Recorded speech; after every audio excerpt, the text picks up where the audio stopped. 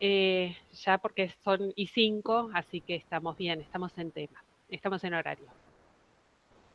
Bueno, entonces, para ponernos en situación, vamos a hacer este repaso y de paso le comento a María José, estamos con el grupo que está haciendo prácticas 1, así que ellos están iniciándose en estas cosas y les comento al grupo que en condiciones normales, si estuviéramos trabajando en la biblioteca, para aprender este módulo directamente tendrían una práctica directa, ¿sí? O sea, van a estar trabajando con el software Pérgamo, cargando por lo menos un libro, ¿sí? Por lo menos ese material. Después, siempre, insisto, ¿no? Si los tiempos nos dan en la biblioteca, podemos avanzar y llegar a la carga de revistas o de analíticas de revistas. Pero bueno, dada la circunstancia, vamos a tener que tener esta presentación oral mostrándole las características generales que tiene este sistema de gestión bibliotecaria.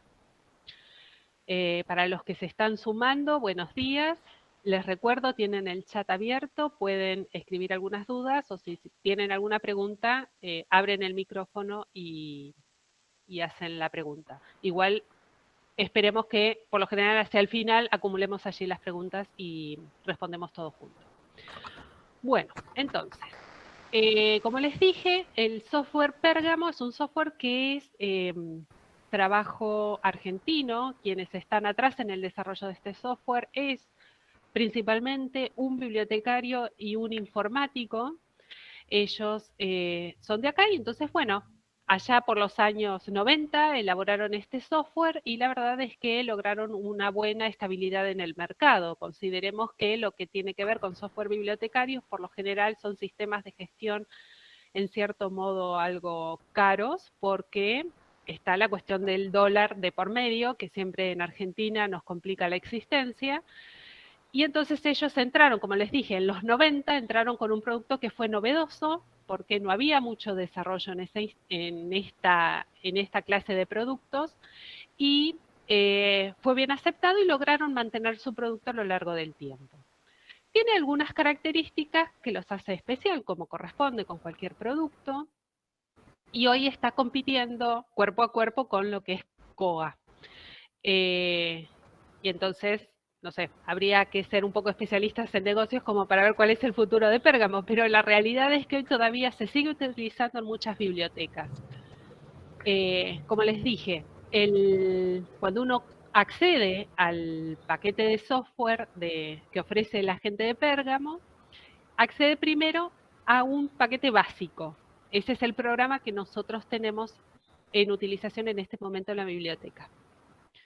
Esto significa que el sistema se instala en un servidor y hay licencias de uso. Uno compra tantas licencias como para poder acceder a ese servidor almacenar información o realizar los préstamos y todo lo demás.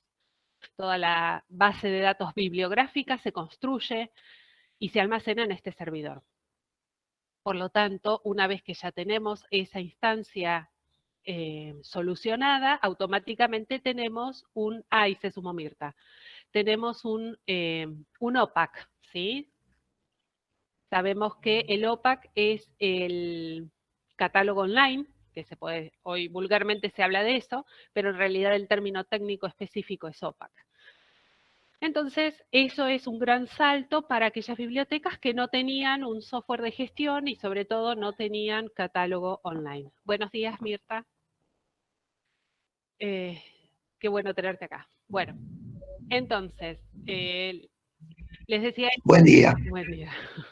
Como les estaba diciendo, el tema del OPAC es un requisito, sobre todo en una biblioteca universitaria, es un requisito tener el catálogo online. Hoy por hoy una biblioteca, dependiendo de sus características obviamente, pero tener su catálogo consultable en Internet es algo indispensable, yo diría.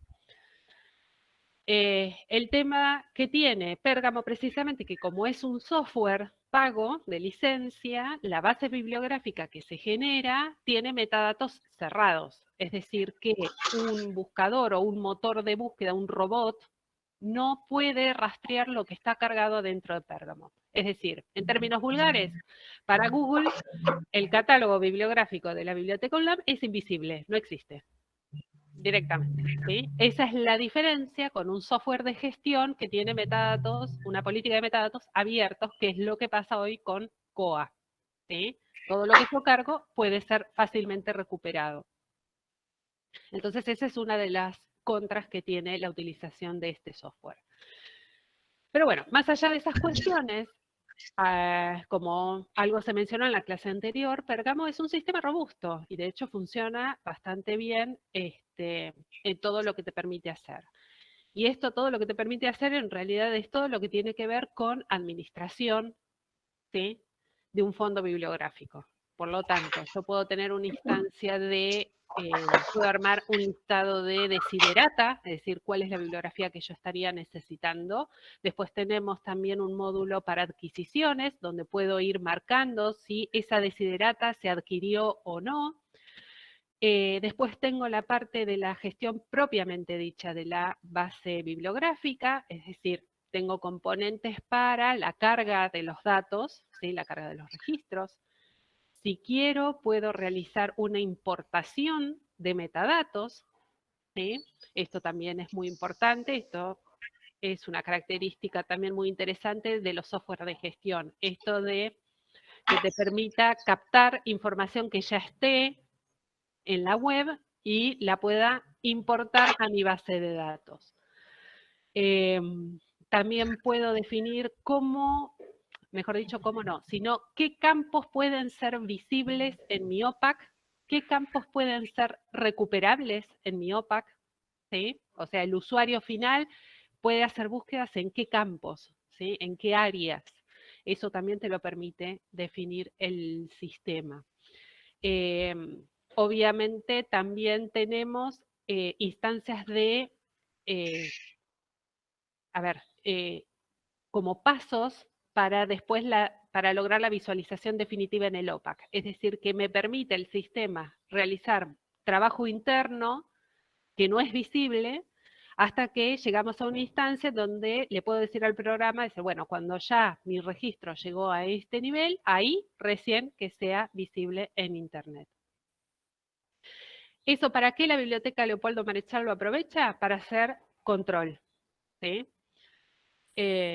Son puntitos y son estancias en donde nosotros nos vamos deteniendo y vamos realizando control. Después, otro beneficio que tiene el sistema es la administración de circulación, es decir, al tener una base bibliográfica estructurada en donde yo declaro todos los números de inventario que tengo en mi catálogo, puedo conjugar esa información con mi base de usuarios. Entonces puedo conjugar información de dos minibases, bueno, minis en términos relativos, ¿no? Pero me permite conjugar esos dos elementos y trabajarlos desde circulación. Es decir, en donde ahí yo construyo una vinculación temporal entre número de inventario y número de identificación de mi usuario. Puntualmente para lo que es el módulo de circulación, en la Biblioteca Marechal trabajamos con importación de datos. Es decir, nosotros no cargamos usuario por usuario. Nosotros hablamos con la gente de alumnos, nos permiten el acceso a la base de datos que ellos manejan en alumnos y desde ahí importamos los alumnos que están cursando en este cuatrimestre, los importamos y los pegamos en nuestra base de datos. Entonces eso es automático, es trabajo de 2 horas, es algo que se realiza relativamente rápida. Si pensamos en el volumen de usuarios que tenemos, porque nosotros cada cuatrimestre tenemos que actualizar nuestra base de usuarios, estamos hablando de entre 5.000, 8.000 personas que tengo que actualizar en mi base. Entonces, si lo tuviéramos que hacer mano a mano, sería imposible. Bien. Otras características que tiene el software de gestión es, por ejemplo, ahora sí voy a entrar más en tema de lo que tiene que ver con la base bibliográfica que me permite gestionar. otra característica que les decía que tiene es que es una base del tipo relacional, es decir, va armando pequeñas bases de datos que después las termina tejiendo y construyendo en un registro. Es decir, que cuando yo estoy cargando información, supongamos, del libro que yo estoy trabajando, en alguna instancia voy a tener que normalizar, ¿sí? Por ejemplo, los autores, los responsables de la obra. Esa es un área bastante crítica. Entonces, toda la mención de responsables se hace en una base específica, ¿sí? Se hace en una base aparte. Es lo que nosotros le llamamos base de autores. Por ahí en términos más apropiados sería el control de autoridad, en donde allí yo voy generando mi catálogo de autoridades. Ahí voy volcando y voy construyendo un registro por cada autor que voy incorporando a mi base. Al hacerlo por una vía separada e independiente, yo garantizo la calidad en el contenido que está cargándose. ¿Qué es lo que hacemos nosotros? Nosotros utilizamos catálogos de autoridad de otras bibliotecas. ¿Sí? Entonces tomamos allí como referencia el trabajo que se hizo en otras bibliotecas. Y este es un trabajo interesante, una instancia interesante, porque ahí podemos ver las diferencias de criterios, porque si bien nosotros estamos formándonos en una técnica, por lo tanto se nos otorgan herramientas para poder trabajar, ¿sí? En este caso información, y obtener un producto uniforme, el factor humano es inevitable. Entonces, cuando uno visita los catálogos de autoridad de otras bibliotecas, bien, ahí se nota, como les decía, esta cuestión humana y estos criterios en la aplicación de una norma que son inevitables y en cierto punto pueden ser enriquecedores, porque por ahí uno descubre errores que viene arrastrando, o novedades, ¿sí? O lo que sea, ¿sí? Es interesante de ver. Entonces, el trabajo de yo les voy a ver si puedo. Voy a compartirles pantalla. Compartir pantalla. Ahí debería estar presentándose. Bien, entonces les voy a mostrar.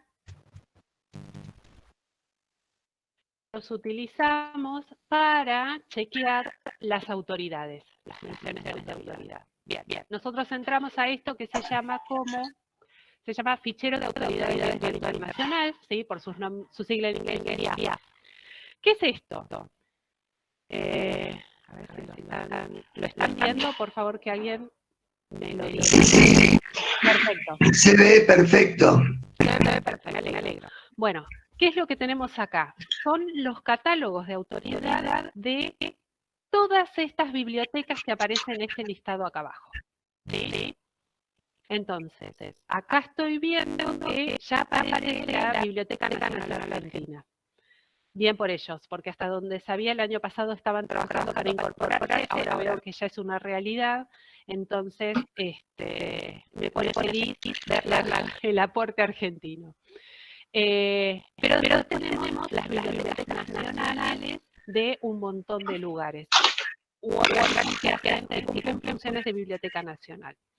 Entonces, vamos a hacer una búsqueda, vamos a buscar alguien conocido para todos. Sí, entonces, ingreso solamente la apellido, me va a dar todas las posibles aciertos. Elegí uno, me va a dar aquí todas las nombre. Ahí dice Borges, Jorge Luis, nacido en 1999, falleció en 1986. Por lo general, el primer acierto que trae es el autor que yo estoy buscando. A veces lo debo hacer un poquito más abajo. ¿Por qué trae tantos? Porque también considera la posibilidad de seudónimos o coautoría. Esta base lo tiene del libro, interrelaciona todas las expresiones, todas las veces que una persona apareció. o una institución. Recordemos que cuando estoy hablando de autoridad, puedo referir tanto a una persona como a una institución. ¿Sí? Está todo aquí. Entonces, bien, ¿qué significa esto? Yo estoy viendo aquí un encabezado y voy a encontrar todas estas banderitas acompañando a estos encabezados. Estas banderitas representan las instituciones que aportaron su encabezado. Y vemos que todas estas que están acá dijeron que el encabezado para él tiene esta forma. Borges, Jorge Luis, 1899-1986. ¿Sí? O hay variantes. Vemos aquí esta otra, que es la lista unificada del Getty para nombres de artistas, que para ellos dice que es Borges, Jorge Luis, paréntesis, Argentine author, ¿sí? Fecha de nacimiento, fecha de muerte, y cierra el paréntesis. ¿Esto qué significa? ¿Qué era lo que yo les dije al principio? Es la pluralidad, ¿sí? Es la aplicación de las normas, o bien internacionales, o bien propias de cada institución, pero que todas ellas reflejan a la misma persona. Acá tenemos esta banderita que, en este otro caso, que está, no sé si está escrito en árabe, pareciera, pero estamos hablando de ellos, ¿sí? Estamos hablando en realidad de la misma persona, de Borges, y yo lo veo acá unificado en este bloque de encabezados. Entonces, si yo cliqueo en el registro, voy a haber repetido lo que yo había visto en el caso anterior. Voy a ver todas las variantes de encabezados, ¿sí? En este gráfico que voy a ver acá es la interrelación y cómo un catálogo puede alimentar otros catálogos y vemos de dónde sale el uso y dónde fue consumido, ¿sí? Todas las interrelaciones entre los sistemas, más allá de que es hipnótico el gráfico, ¿no? Es interesante ver el flujo de información. Esto es a mí lo que me fascina de poder presenciar esto, o que en este sencillo gráfico que parece un mandala, veo representada la colaboración y la interoperatividad entre sistemas de información bibliográfica. Entonces, como les decía, acá yo veo todas las variantes y por lo tanto acá yo puedo tomar la decisión de decir, bueno, a ver, yo decido seguir a mi institución mayor y representante, que sería la de la Biblioteca Nacional, que es esta estructura, ¿sí? O puedo decir, no, realmente esta estructura a mí no me sirve y prefiero hacer otra. Bueno, bienvenido, ¿sí? No hay ningún problema, pero en alguna instancia en tu sistema de gestión vos vas a tener que normalizarlo, porque si tarde o temprano vas a terminar formando parte de algún modo de este gráfico que estás viendo acá. ¿Sí? Entonces, vemos la importancia que tiene estas cuestiones. Como les decía, es interesante ver, porque acá me va a decir, el sistema también me va a decir nombres relacionados. Entonces, vemos que acá claramente aparece Bioy Casares, ¿sí? Entonces, si yo estoy analizando una obra en donde aparecen los dos autores o no está claro, ¿sí?, que aparecen los dos autores, entonces acá yo ya tengo información extra que me puede servir para la toma de decisiones en la construcción de mi identidad de autor. Y así vemos todas las posibilidades que tengo. Tengo también las obras más conocidas, ¿sí? Acá aparecen nuevamente los coautores. ¿Mm? Perdón, Sí, veo que también aparecen los seudónimos con los que sí, escriben ambos autores, ¿no? sí, Borges sí, y Bioy, sí, que aparece por ahí Bustos Domecq. exacto. Ah, Aparecen también los seudónimos. o sea que también Ahí está, Justo Domecq. asocia con los seudónimos. Exacto. Pero rescato, esto es trabajo bibliotecario, Ah, ¿sí? sí, obvio, cada uno aportando algo. Cada uno aporta. Entonces, a ver, cuando uno descubre un seudónimo, es como hallar una pepita de oro, porque dices, bueno, logro identificar a la persona que está atrás, que a veces es difícil, ¿sí? Claro, Este, entonces está bien, ahí yo ya sé que en la construcción de mi registro bibliográfico voy a tener que hacer una entrada por el seudónimo y voy a tener que hacer también una entrada por el nombre real de la persona o las personas que están detrás de ese seudónimo. Bien, entonces todo esto, ¿sí? Que lo vemos tan pesado y duro de entender cuando leemos las normas angloamericanas, acá lo ves plasmado y lo ves real. Entonces es muy fácil y muy ágil trabajar con este sistema, pero también insisto, esto es todo trabajo de años de las bibliotecas en la creación de sus responsabilidades, de la construcción de autoridades, que es básicamente eso. Volviendo a la Biblioteca Leopoldo Marechal, ¿nosotros qué hacemos? Cuando vamos a terminar de construir una mención de responsabilidad, lo tenemos incorporado en el proceso, visitar este fichero de autoridades, el BIAF, venimos acá, nos fijamos cómo está el encabezado y copiamos en el registro, ¿sí? Dentro de Pérgamo, este link que está acá, que es el enlace permanente de esta identidad de autor. ¿Para qué? Porque pueden pasar meses, años y veo un encabezado que me puede resultar extraño. Yo ya sé que si veo el link, puedo investigar cómo es que llegué a ese encabezado. ¿Sí? Entonces, si tengo dudas, vengo ahí. ¿Y por qué elijo el enlace permanente? Bueno, precisamente por eso mismo. Porque el enlace que me figura acá en el URL, esto es variable. En cambio, el enlace permanente es como el DNI de una persona. Esto no va a cambiar mientras este sistema dura. Por lo tanto, es este elemento el que yo voy a incluir en el registro dentro de Pérgamo para poder identificarlo. Bien, hasta ahí creo que quedó claro y entonces ahora voy a mostrarles el OPAC de la biblioteca. ¿Lo están viendo? Sí, perfecto. Bien, perfecto. Bien, entonces, acá estamos en el catálogo de nuestra biblioteca. ¿Sí? Vamos a buscar a Borges, porque es el autor que estábamos eligiendo, y acá vamos a ver la lista de resultados. ¿Sí? Tengo 57 registros en donde aparece la palabra Borges. Borges Jorge Luis, o puede ser otro Borges, ¿sí? Pero bueno, como yo hice la búsqueda así solamente por ese apellido, me puede traer de todo un poco. Supongamos, veo esta obra que me interesa, yo cliqueo en el hipervínculo, que es el título, y entonces acá me va a traer la descripción completa del registro, ¿sí? Entonces tengo cuál es el título, tengo las menciones de los responsables. Bueno, elegí una obra colectiva justo, donde tengo a Borges, a Silvino Campo y a Bioy Casares. Tengo los datos de edición, bla, bla, bla. Pero me detengo en Borges Jorge Luis. Si yo cliqueo en el signito más que me ofrece el sistema, acá voy a tener los datos que nosotros cargamos cuando creamos la identidad de autor. Obviamente no se ve el link al enlace permanente porque esa es información interna. Aunque pensándolo podríamos hacerlo visible también. No sé, tengo que ver si puedo hacer eso desde Pérgamo. Pero acá yo identifico claramente, ven que queda bien separadito, el país, el idioma predominante, ¿sí? Ese es el problema de Pérgamo. Yo no puedo elegir tantos idiomas cuando estoy haciendo la identidad de autor. Ese es un punto en contra, porque sabemos que Jorge Luis Borges escribió en varios idiomas. Pero bueno, en este caso nosotros tomamos como política la decisión de elegir el idioma predominante. Entonces, ese es el dato que nosotros incluimos acá. Perdón, ¿podría Bien. hacer una pregunta? Sí, ¿cómo no? Porque no escuché bien.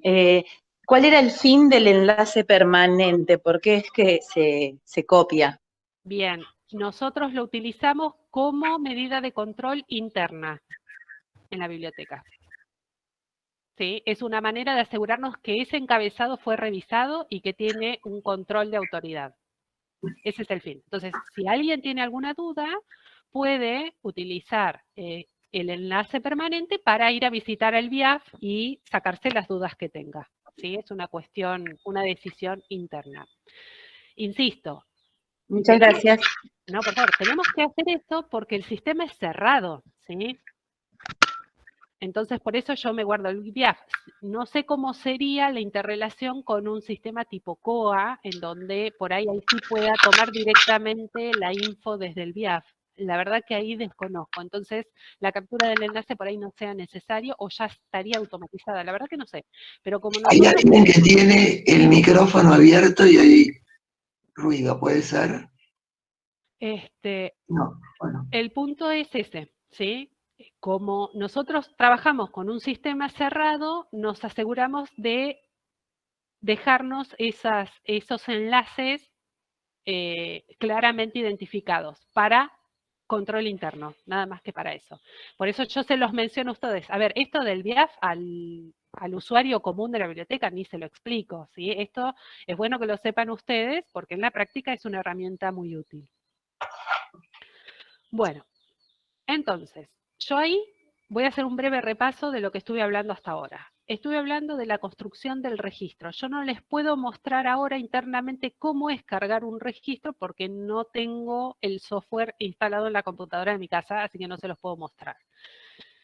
Pero los campos son pocos, algo estuvimos viendo en la clase anterior, sino porque les pido disculpas porque por ahí me confunda con el otro grupo, pero vemos que los campos son relativamente pocos para poder construir un registro bibliográfico. Es decir, esto que estoy viendo acá son los campos mínimos que me pide la norma angloamericana para identificar un documento monográfico, ¿sí?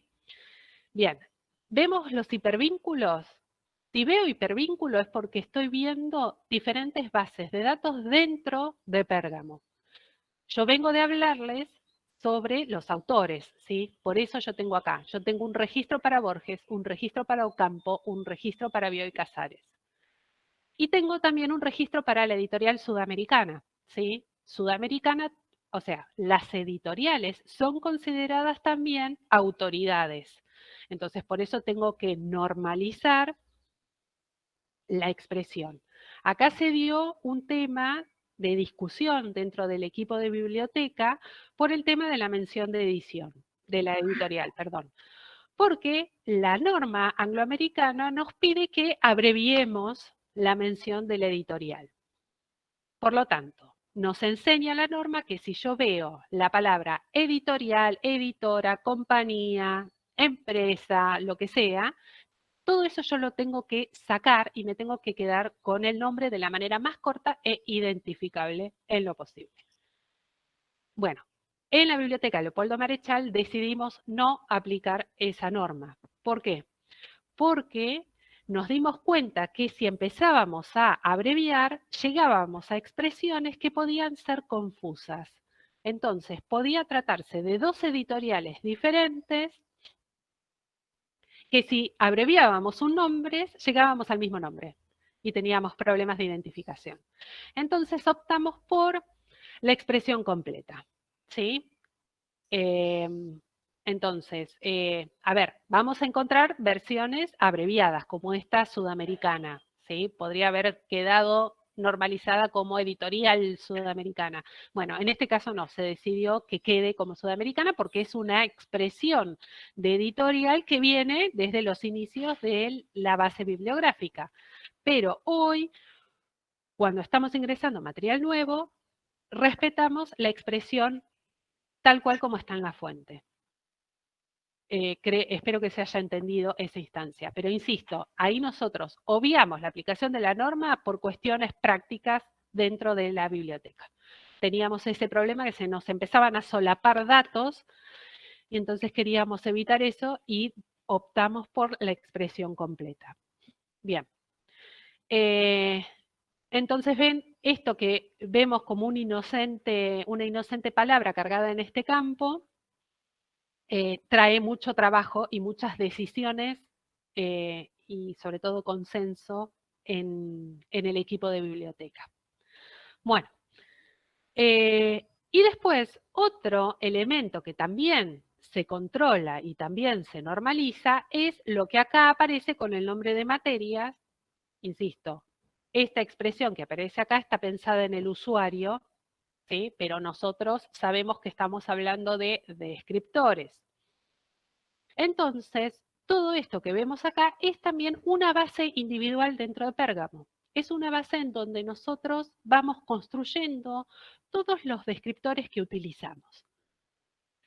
A ver, no son descriptores que nosotros inventamos, no usamos listas de encabezados ni palabras claves como políticas, ¿sí?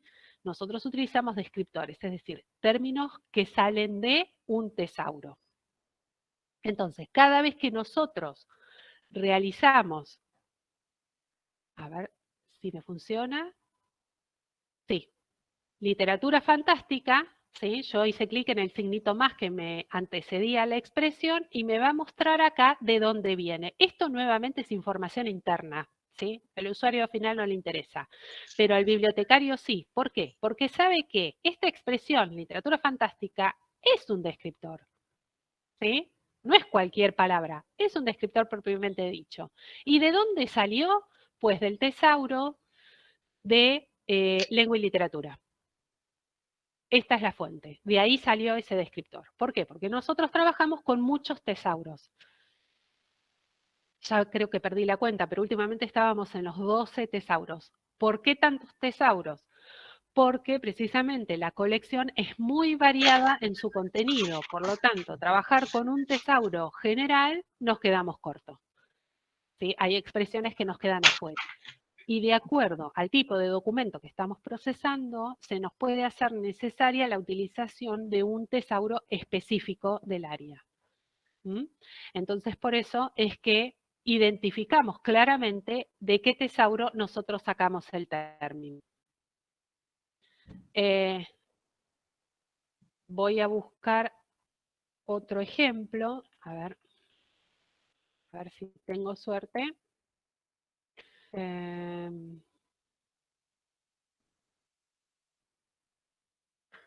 Estoy abriendo otro registro.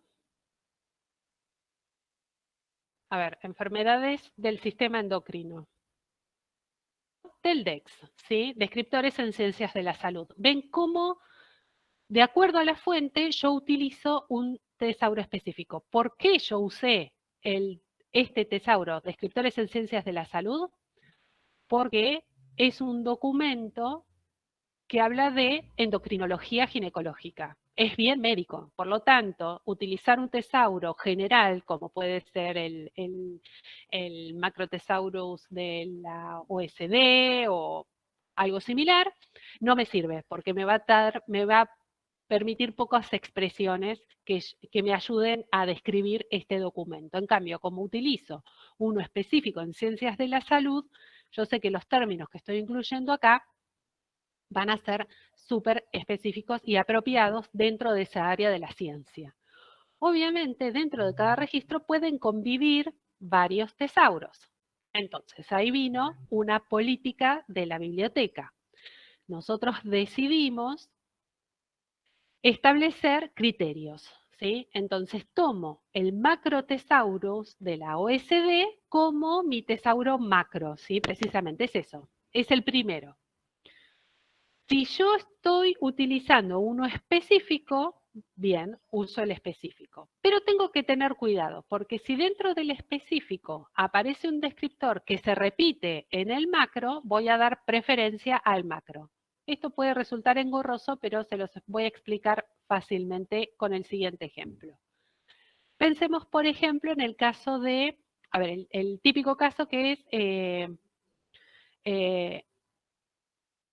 niños, ¿sí? Bien, es un grupo poblacional, por lo tanto, es susceptible de tener un descriptor en un registro. Entonces, la expresión de niños o similares los voy a encontrar en todos los tesauros. Entonces, puede ser que me encuentre niños en plural o niño en singular, ¿sí? Entonces, para desempatar, ¿qué hago? Me quedo con la expresión que aparece en el tesauro que nuestra biblioteca decidió tener para tal fin. En este caso va a ser el Macrothesaurus de la OSD, ese tesauro específicamente. ¿Se entendió? O sea, fue una decisión interna decidir con qué tesauro vamos a desempatar estas posibles variaciones en expresiones de descriptores. Obviamente, si mi fuente es tan específica como esta dentro de un área de la ciencia, vuelvo al ejemplo que estamos viendo acá, que es el de endocrinología ginecológica, bien, se justifica que yo dé preferencia a enfermedades del sistema endocrino que me lo ofrece directamente el DEX. Ni me molesta en fijar cómo el Macrothesaurus presenta, si es que tiene, algún descriptor al respecto. Es decir, que por cada registro es decisión del que está realizando el proceso técnico qué términos va a utilizar y qué tesauros también va a utilizar. Entonces, como les decía, ahora ya para nosotros es rutina, ¿sí? Ya sabemos y tenemos bastante incorporado el procedimiento. Puede haber dudas, siempre puede haber dudas y esos se charlan y se hablan. Pero es muy interesante el trabajo de indización porque se generan algunas discusiones muy interesantes con respecto a la elección de los términos. Al momento de la carga, Perdón, sí, ¿se puede decir entonces que el macrotesauro sería algo más general? es, No, es general. es multidisciplinar. Es multidisciplinar, exacto. Vos pensá esto, cuando vos tenés un tesauro general, vas a tener una gran amplitud de áreas cubiertas, pero poca profundidad en el tratamiento de los temas, ¿sí? Es decir, en un tesauro general voy a tener todas las áreas del conocimiento, pero va a ir muy poquito dentro de cada área. Es generalista, ¿sí? Me va a tocar todo, pero con poca especificidad.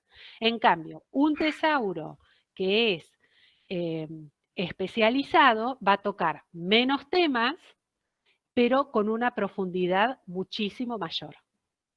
¿Sí? Esa es la gran diferencia. Por lo tanto, hay un corte. Por lo tanto, se entiende que dentro del DEX, por ejemplo, falten un montón de términos de economía. Es lógico y es perfecto que así sea, porque no le corresponde, no es su área, ¿sí? Puede tener algún término que esté relacionado con economía de la salud o algo por el estilo, pero no tiene por qué meterse en temas de macroeconomía, porque no es su área. ¿Se entiende? El tema de tesauros da para una clase entera y quizás 2 clases también. Es muy extenso. Sí, sí, se entendió. Bárbaro, me alegro. Gracias. El tema es que ahora yo me tengo que concentrar en lo que es Pérgamo puntualmente y qué es lo que me permite construir. Entonces ahora voy a hacer rápidamente una búsqueda de una revista para que vean las diferencias. Yo les mostré el registro de un libro. Voy a entrar acá vamos a entrar acá a ver cómo se ve una revista. ¿Sí? Bien. Acá, ¿qué veo?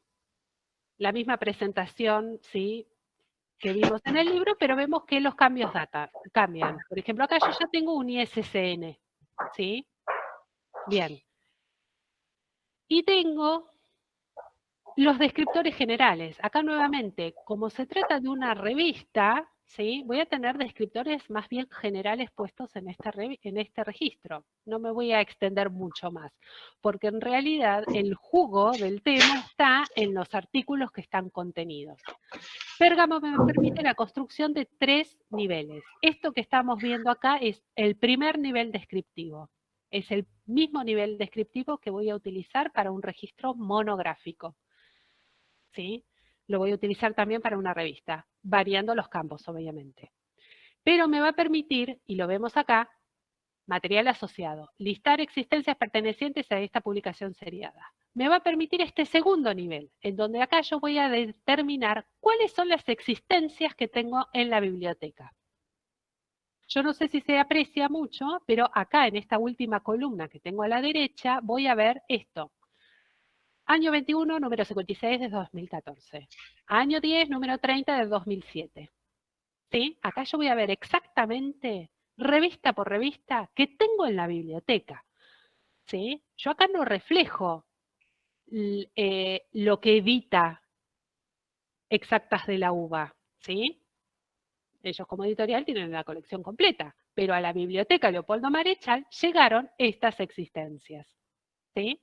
Entonces acá realmente veo, estoy en la colección de Meroteca, estoy viendo exactamente cuáles son los números que tengo en la biblioteca. Entonces, si yo entro al registro, acá voy a tener, nosotros lo que estamos haciendo es un poco este doble trabajo. Por temas de celeridad, copiamos el índice, no lo hacemos de todas las revistas, lo hacemos de algunos, copiamos el índice como nota. Esta es una solución sui generis, pero nos permite, como les dije, salir del paso. Por lo tanto, acá yo vuelco el índice de mi revista. ¿Por qué? Porque sé que dentro de Pérgamo yo determiné que la información que está volcada en el área de notas sea recuperable. Es decir, que si yo hago una búsqueda por vacunación, voy a recuperar este registro, ¿sí? Palabra por palabra. Entonces, acá yo tengo el índice de mi revista. Bien. Obviamente, es el título que le ponen a la revista. Entonces, es un título de fantasía porque estamos ante una revista de divulgación científica. A ver, el brujito de Gulubú. Bien, gracias a que le pusimos el subtítulo, yo puedo saber que se trata de vacunación y salud pública y que es un artículo de opinión de esta persona. Pero si yo hubiera transcrito solamente el brujito de Gulubú, yo no sabía si estaba ante una obra de María Elena Walsh, ¿sí? Eso es lo que tiene una revista de divulgación, que tiene títulos que a veces no me ayudan tanto. Esa es la gran diferencia con la ciencia, ¿no? Donde el título tiene que estar contundente y claro. En fin, pero bueno, me sirve como para salir del paso. Pero después yo puedo ir a este otro nivel, que es el de artículo por artículo, el análisis, lo que se llama la analítica. Y acá aparece nuevamente el brujito de Gulubú, que lo habíamos visto copiado en el índice. Entonces yo vuelvo a cliquear ahí y puedo ver de qué se trata, ¿sí? Bien, y ahí me aparecen nuevamente los descriptores y me va a decir dentro de qué revista se encuentra este artículo. Es decir, que vemos recién acá, pudimos ver en este rápido recorrido, y les pido disculpas por la celeridad, los diferentes niveles de análisis que me permite hacer el software Pérgamo. Es decir, Pérgamo está pensado para soportar todo esto, todas estas posibilidades, ¿sí? Todos estos niveles de análisis. Va a depender de la política que establezca la biblioteca si va a hacer uso o no de estos términos. Voy a intentar una búsqueda. A ver, por el EPOC, que fue un caso, porque es un tema que me acordé ahora. No, no está acá.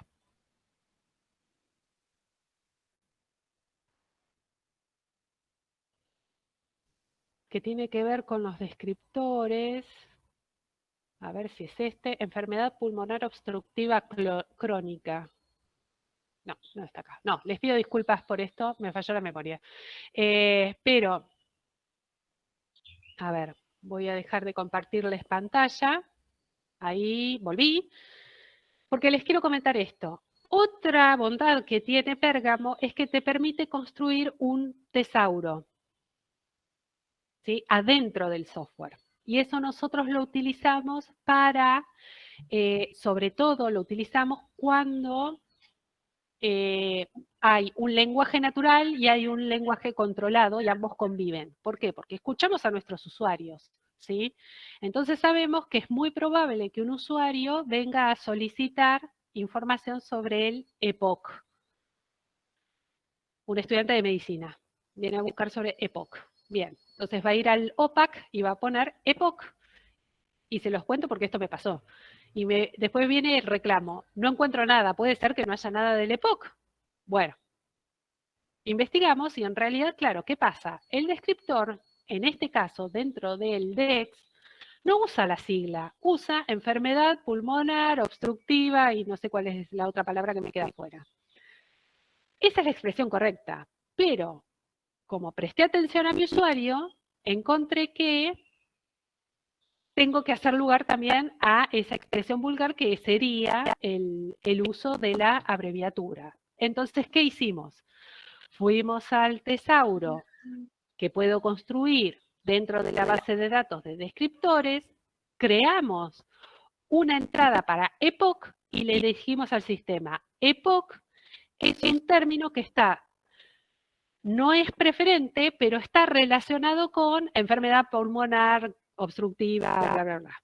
¿Sí? De modo que el día siguiente, cuando ocurra nuevamente una demanda y alguien entre al sistema a buscar por EPOC, pueda recuperar enfermedad pulmonar obstructiva crónica, ¿sí? Por la expresión completa. Es decir, nosotros le enseñamos al sistema que me vincule las dos expresiones, pero le decimos internamente, una es preferente porque es el descriptor y el otro es no preferente porque es el uso normal y la expresión. Eso también nos permite realizar Pérgamo y eso es muy interesante. A ver, como saben, nosotros venimos trabajando con el Pérgamo desde el año 2013, se hizo la migración, estamos al 2020, bueno, este año no lo contemos, porque no hemos podido avanzar mucho con estas líneas de trabajo, pero sepan que nosotros estamos haciendo limpieza todavía dentro de la base de descriptores. ¿Por qué? Porque se eliminaron un montón de expresiones que se utilizaban en el sistema anterior que no estaban debidamente normalizados. Entonces nosotros, obviamente, que sobre todo porque yo soy maníaca con esas cuestiones, entonces agarro a todos conmigo, estamos haciendo un control de los términos porque sabemos que por ahí traen dificultades en la recuperación. Entonces, otra tarea normal que harían practicantes en su instancia en biblioteca es revisar esa lista de términos que nosotros en principio los tenemos ya identificados, a ver si realmente son o no son descriptores, podemos hacer una especificidad dentro de un descriptor, dentro del tesauro, perdón. Bueno, voy a leer rápidamente acá. Los tesauros se compran, son de acceso, sí, hay de todo. Hoy, en realidad, ya se compraban versiones impresas, pero hoy por hoy la mayoría de los tesauros están online, así que es cuestión de comprarlos. Y hay tesauros para lo que quieran, de los temas que quieran. Estoy pensando hace poco encontré un tesauro de la NASA. La vida me dio una duda, una señal de las naciones de satélite, la cosa exótica, pero bueno, había salido en una tesis. No encontraba ningún descriptor específico y también encontré un tesauro de la NASA. Bien, es genial. Hay de todo, cuestión de buscar. Bien, ahí ya María José respondió. El tesauro de deporte fue construido por nosotros, sí, es cierto. Y bien, con María José, muchas gracias, muy atenta, por haber realizado el tema 3. Tema 3 es el software y detrás del tema 3 está el CAICIT, ¿sí? La oficina de la red del CONICET, que se encarga de información científica y ellos siempre están abiertos a cualquier colaboración, ¿verdad? Que cuando nosotros empezamos con el proyecto del tesauro de deporte íbamos con miedo, incómoda, que en realidad fue un curso que hicimos allí, y dijeron, bueno, si pudieran hacer un tesauro sobre qué harían, con la persona con la que yo estaba haciendo el curso, dijimos sobre deporte, que no encontramos nada, pero pensamos que era una charla, algo para romper el hielo, y después no, fue realmente una propuesta, bueno, ustedes están dispuestos a trabajar en eso, cuenten con su ayuda, la damos nosotros, los capacitamos, los hacemos en lo que necesiten, y terminamos más un convenio con el CAICIT, una torre tarde en 11, perdón, la hora hacía, pero bueno, estábamos ahí sentados y estábamos tomando el acuerdo, y fue un laburo maravilloso, fue altamente gratificante. Bueno, a ver, preguntan, cuando un tesauro está en un idioma, ¿cómo se lo trata en la base de datos online? Y se supone que vos tenés que respetar el idioma de tu tesauro. Así que se va ahí al criterio de la política. Vos vas a tener cuidado con eso. Si vos vais a elegir un tesauro, pero trabajás con el español, porque tu tesauro te tiene que brindar términos en español. ¿Sí? Entonces, ese es un pero la mayoría de los tesauros hoy son multilingües. Son multilingües, sí, eso es cierto. Pero bueno, volviendo al ejemplo de la NASA, ese tesauro está en inglés, porque es de uso interno dentro de la NASA, así que el idioma es en inglés. Pero a mí me sirvió porque la expresión técnica que yo buscaba es una sigla en inglés.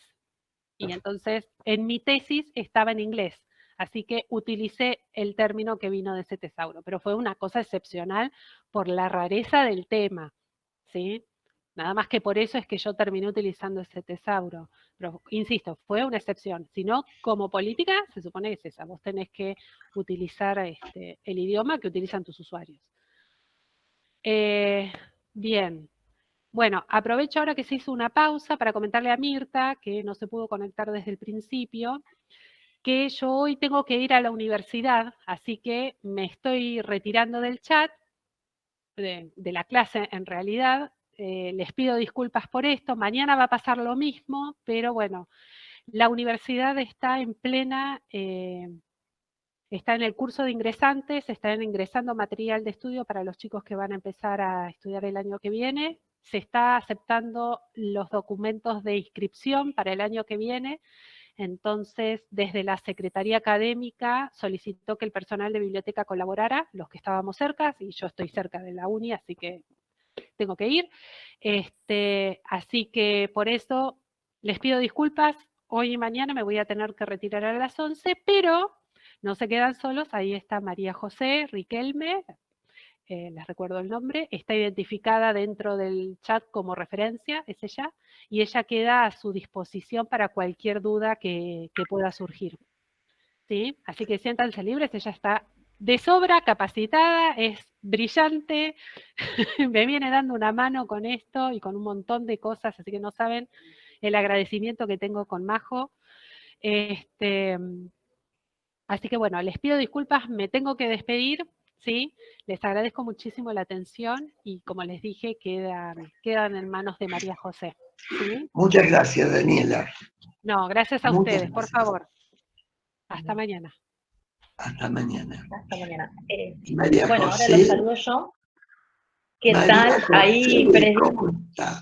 Una alegría verte. Les cuento a todos que otra María vez. José, ¿cómo? Nos volvemos a ver. María José es egresada del Instituto 56 de González Catán. Sí, contales un poco también tu trayectoria, María José, es interesante. Sí, en realidad, bueno, cuando me egreso del 56, el primer lugar donde trabajé fue en la escuela en el parroquial de San Justo. Yo les reconozco que mi meta no era quedarme en una escuela, pero eso va en los intereses de cada uno, ¿sí? A mí realmente yo decía, quiero algún día estar o en una biblioteca especializada o en la universidad, o en alguna universitaria. Se me estaba por dar la posibilidad de estar en el ILAR, porque yo había hecho ahí las prácticas de segundo. De hecho, ahí la había hecho en la escuela de enfermería y la bibliotecaria de la escuela de enfermería era la misma que la después estaba en el ILAR. Entonces ella iba a dejar el ILAR y realmente me recomendó a mí, llevó los papeles y todo, y después, en realidad, por unas cuestiones internas, no me eligieron, pero fue porque acomodar, vamos a decir la realidad, por ahí a gente más conocida, incluso Graciela, que era bibliotecaria de ese entonces, me decía que ese era uno de los inconvenientes que suele pasar en muchos lugares, que a veces no se tienen en cuenta los bibliotecarios, ¿sí? Para las tareas que son propiamente bibliotecarias. Eso también es una cosa que se van a encontrar ustedes en el ámbito bibliotecario. Seguimos peleando. Sí, la realidad es esa. Claro. Porque es como que se siente como que uno solamente le pone un numerito y lo pone en el estante y nada más, y ese es el trabajo del bibliotecario y siente que lo puede hacer cualquiera, y no es la verdad.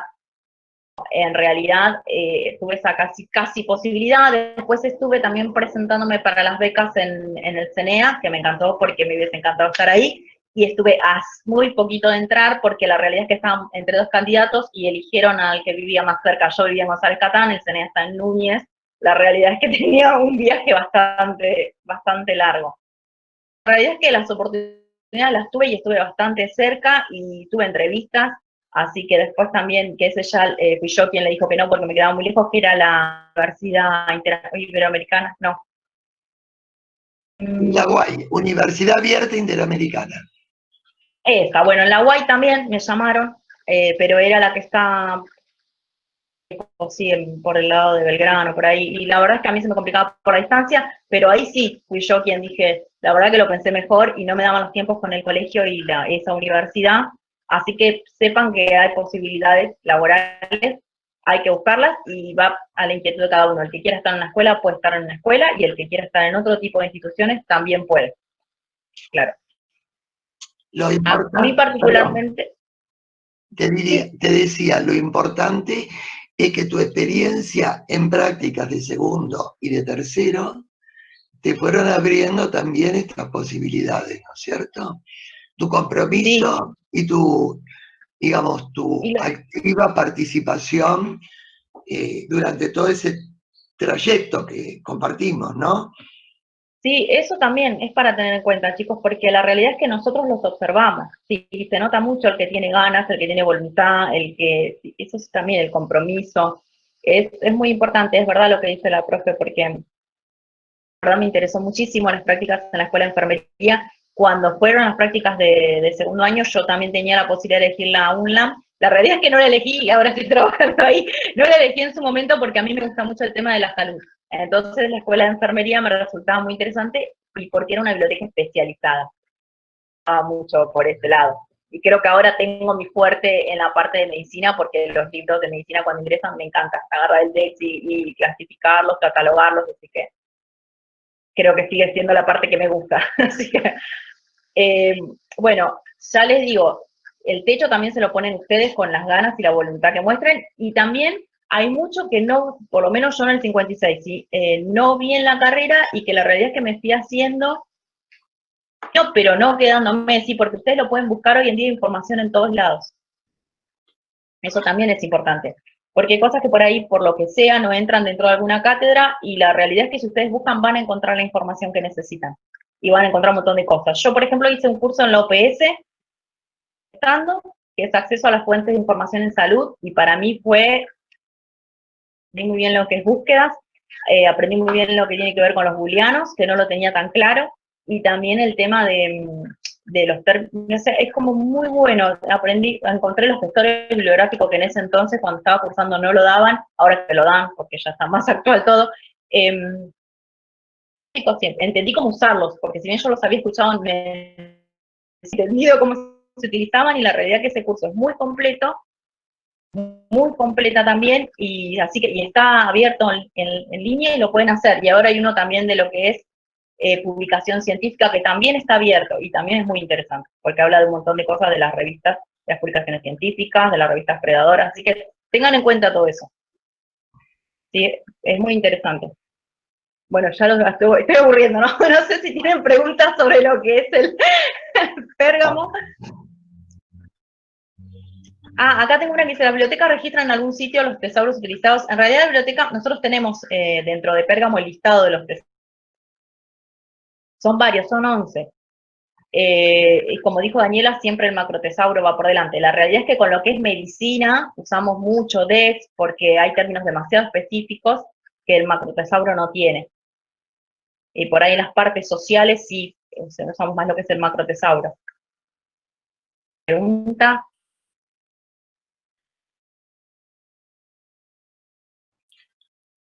A ver, se me ocurre que esto